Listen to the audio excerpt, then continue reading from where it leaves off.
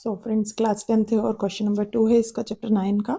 A tree break down due to the storm and a broken part bent so that the top of the tree touches the ground, making an angle 30 degree with it. The distance between the foot of the tree to the point where the top touches the ground is 8 meter. Find the height of the tree. सो इसमें यह बताया गया है कि एक tree है जो तूफान के कारण टूट गया है, और टूटने के बाद जब वो गिरा है नीचे तो उसने अर्थ पे या ग्राउंड पे एंगल बनाया है, और वो एंगल जो है वो 30 डिग्री का है। और इस क्वेश्चन में मज़े की बात ये है कि ये थोड़ा सा कंफ्यूजिंग है। कंफ्यूजिंग ऐसे है कि इसमें जो पूछा गया है वो समझ में आना चाहिए। 30 डिग्री का एंगल बना रहा है वो, और इसमें हमसे पूछा गया है हाइट ऑफ द ट्री। ये हमने ट्री बनाया है और हम सपोज कर रहे हैं कि स्टॉर्म के कारण ये ट्री का हाइट था टोटल, और स्टॉर्म के कारण यहाँ से ट्री ब्रेक डाउन हो गया है और वो इस तरह से ज़मीन पे गिर गया है। जब वो गिरा है तो उसने 30 डिग्री का एंगल बनाया है। ये ए है, ये बी है और ये सी है।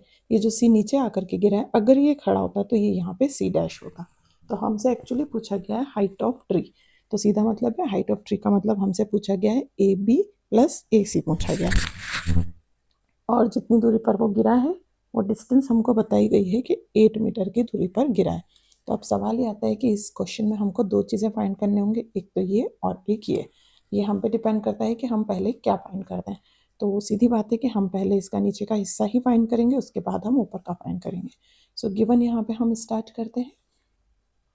गिवन हमको है B C is equals to 8 metre and theta is equals to 30 degree. साथ में हमें फाइंड क्या करना है, हम दोनों ही चीज़ें लिख देते हैं यहाँ पे। ए बी फाइंड करना है एंड ए सी फाइंड करना है। फर्स्ट जो हम लेंगे वो हम ए बी लेंगे। हम यहाँ से लिख सकते हैं in triangle A B C, आप चाहें तो ऐसा लिख सकते हैं। और इसमें आप बता सकते हैं कि जब हमको A B upon B C लेना है तो A B upon B C क्या होता है, परपेंडिकुलर अपॉन बेस जो होता है वो होता है tan थीटा। तो tan थीटा रहे, हम यहाँ पे tan को लेकर के चलेंगे। थीटा हमारे पास यहाँ 30 डिग्री था और ए बी हमारे पास है नहीं है, बी सी हमारे पास 8 मीटर है। tan 30 डिग्री का वैल्यू पुट कर देंगे हम यहाँ पे। tan 30 का वैल्यू होता है 1/√3। इस तरीके से ए बी अपॉन 8 मीटर होता है, क्रॉस मल्टीप्लीकेशन हो जाएगी और A B is equals to हो जाएगा 8/√3 मीटर। ये हमको एक पार्ट फाइंड हो गया। अब इस एक पार्ट के थ्रू हम यहाँ पे नेक्स्ट करेंगे।